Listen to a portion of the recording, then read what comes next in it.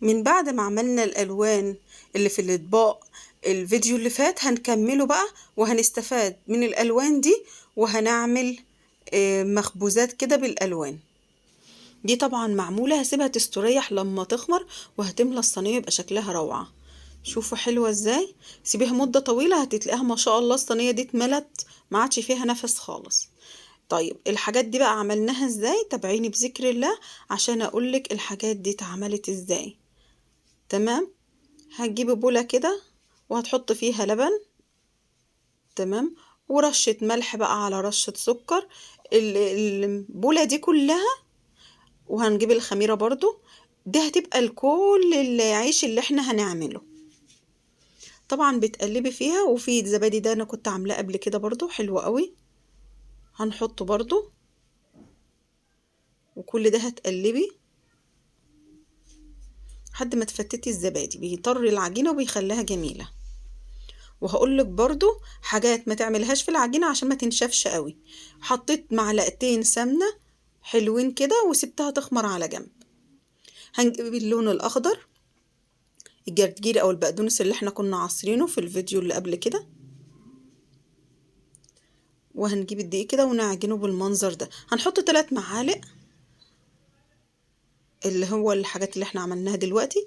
وطبعا دمات جرجير او بقدونس او اي حاجة انت عاملاها، لا ممكن تحط عليها بقى السمسم والحبة السوداء، قيمة غذائية عالية، حلو جدا. وهنقلبه. حسيت ان هو سايح جدا، وكمان حطيت عليه زعتر، هيبقى حلو قوي. على فكرة يا جماعة ده لو رققتيه هيبقى اطعم واحلى بكتير، وتقرمشي كده يبقى حلو قوي.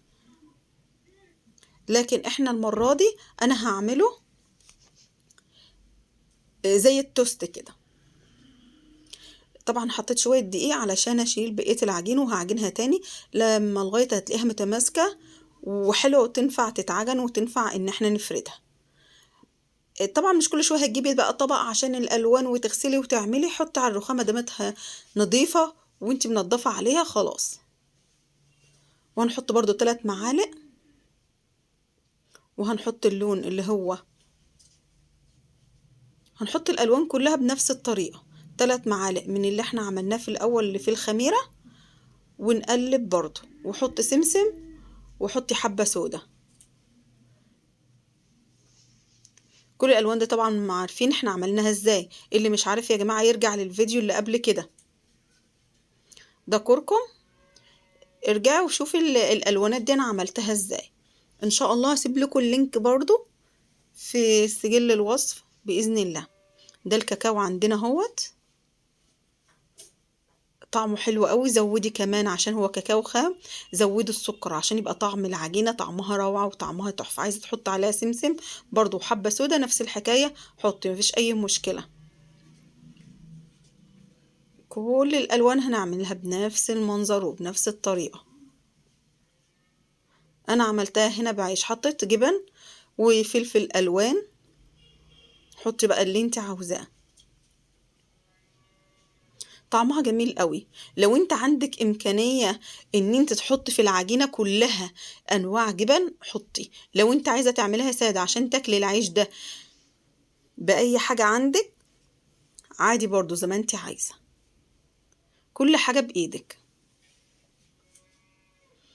بايدك تحط جبن او فلفل الوان او بصل اخضر، يبقى طعمه جميل قوي بالعيش. حطي في العيش برضو واعمليه.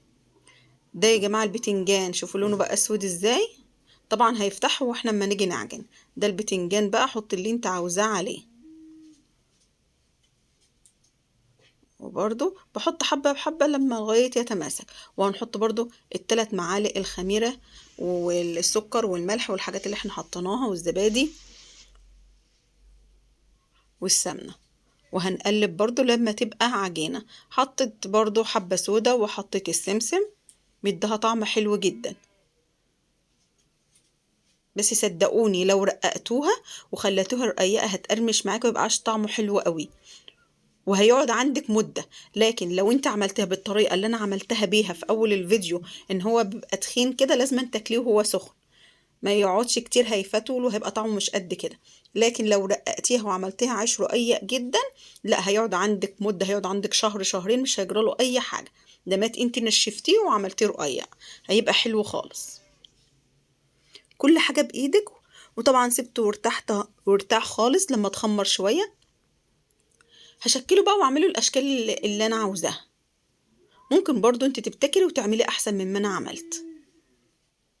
هقطع بقى كل العجين اللي عندنا ده دواير بالمنظر ده. مفيد للعيال وهيجذبهم، والشكل هيجذبهم.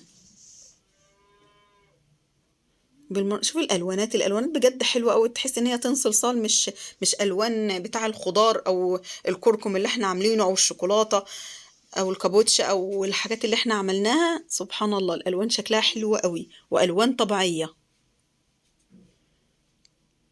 قعدت اعمل دواير بالمنظر ده. ممكن بالمنظر ده تحطيها، ممكن بالمنظر ده برضه تدققيها وتعمليها زي القراميش كده، برضه حلوة جدا. بايدك تعملي كل حاجة. انا احط الوانات كتير كتير جنب بعضها كده بالمنظر ده وهلفها.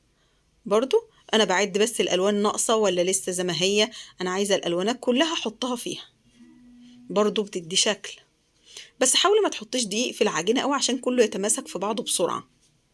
هو هيتماسك بس برضه هيبقى سايح كده وحلو في بعضه، لكن ما بياخد دقيق مش بيمسك بسهولة. هعمل برضه، هعملها دايرة، بعد كده اعملها كده صوابع طويلة واحطها. زي ما انا قلت لك بلاش دقيق كتير عشان تتماسك بسرعة.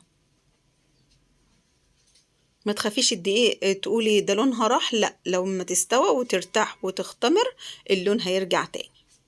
بس الأحسن ما تحطش عليها دقيق كتير. حلو قوي الأشكال دي وبتجذب الأطفال. ممكن تعملها زي الفايش كده، تحط فيها مكسرات وتحمريها وترجعي تقطعيها وتبقى رقات صغيرة جدا وتاكليها، برضه هتبقى حلوة قوي. وزودي عليها بيض.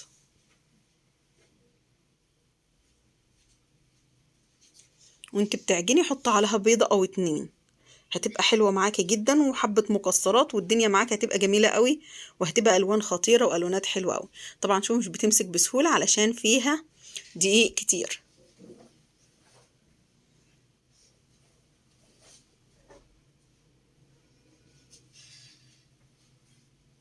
ده هتعملها كايزر كده. عملتها طويلة بططها وبعد كده بقوم مطبقاها في بعضها بالمنظر ده. ده تفتحيه بقى عيش وتحط فيه اي حاجة انت عايزاها، مربى، حلاوة شامي، جبن، اي انواع جبن، هيبقى حلو معاكي جدا. هفرك كل اللي عندي. اعملي بالشكل اللي انت عاوزاه، واهم حاجة تسيبيه يرتاح ويختمر.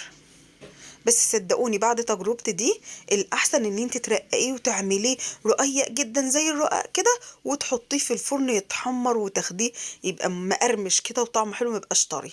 ده ممكن تاكليه كده من غير اي حاجه، من غير جبن ومن غير اي حاجه خالص، هيبقى حلو جدا. شوفوا المنظر، شوفوا بعد ما اختمر. لسه هيختمر شويه، هوريهولكوا برضو بعد ما اختمر. ما شاء الله هتتلاقيه حاجه تانية خالص. ده كده رصيته وحطيته كده، لسه ما اختمرش يا جماعه، هو ارتاح حاجة بسيطة بس. هوريكم بعد ما اختمر وهو في الفرن كمان، هتشوفي شكله بقى عامل ازاي. ما شاء الله اختمر اهو، وفي الفرن اهو. شوفي ما شاء الله لزق في بعضه، مع ان انا عامله مسافات بس عشان اختمر وسبته حبه كتار ارتاح في الفرن. وبعد كده سخنت الفرن عالي، ما تسيبهوش النار ضعيفة علشان هينشف معاكي ومش هتعرفي تاكليه، هيبقى جامد قوي. لكن لو نار من فوق ومن تحت بسرعة وطلعتيه هيبقى طري وهيبقى جميل. تمام. لو عايزة بقى ان هو يبقى ناشف، لا رقيه خالص. وشكرا ليكم، السلام عليكم.